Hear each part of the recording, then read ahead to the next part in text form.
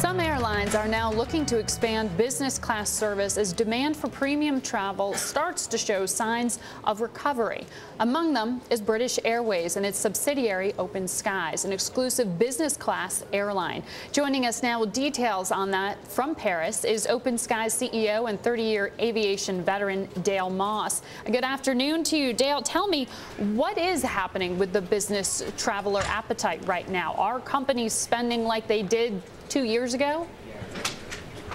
Well, good morning, Margaret. It's nice to be with you. And I wouldn't dare say that companies are spending as they were two years ago or so, but we have seen an amelioration of the business demand, I guess, since we keep a very close eye on it, since the fourth week of August. And we've watched over time, we've seen this, grow and accumulate and develop itself over the course of those months, and it continues as we speak today. Now, so we're very pleased. But I want to ask you, with that kind of comeback, even if it isn't what it was 2 years ago in terms of spending, what do you want to do to position yourself as an airline right now? Are you opening up more routes to the United States, to cities outside of New York, outside of Washington, D.C.? Well, we just announced last week our second city, which will be Paris, Washington, D.C., and we start that on May the 3rd. Now, one of the things that's impacted this economy, which has been a difficult recession, it actually plays to the power of our brand, which is all about offering more product for less price. And even though we've had some difficult times, the issue for us has not been so much our competition, or even the recession for that matter.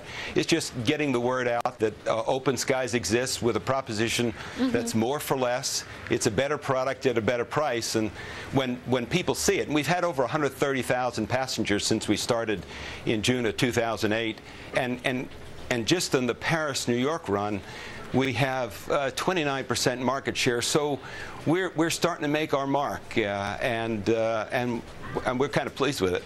Yeah, well, you've got to think that you've been pleased, particularly with the development over the weekend in terms of the Department of Transportation here in the United States, sort of giving some support to British Airways being able to win an antitrust approval for a deeper alliance with American Airlines here, since you are a subsidiary of BA itself. What does this decision do for your business?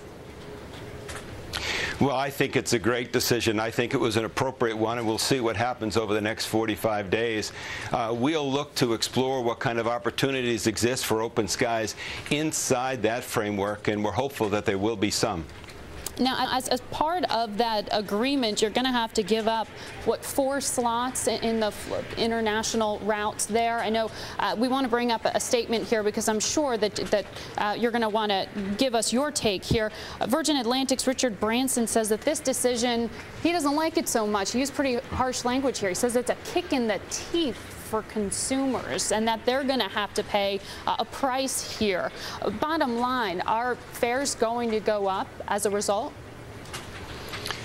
Well, I don't think you can say fares are going to go up as a result of this. And when you look at all the other alliances, to be very truthful, Margaret, it would be almost impossible to visualize this not reaching the stage that it's reached at this point. I think Sir Richard has always indicated his disdain for this, but just because he's indicated that doesn't mean he's right.